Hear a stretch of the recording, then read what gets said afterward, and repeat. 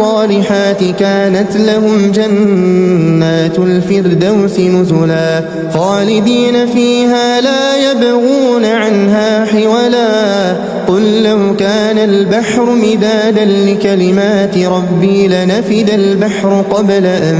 تنفد كلمات ربي ولو جئنا بمثله مددا قل إنما أنا بشر مثلكم يوحى إلي أنما إلهكم إله واحد فمن كان يرجو لقاء ربه فليعمل عملا صالحا ولا يشرك بعبادة ربه أحدا.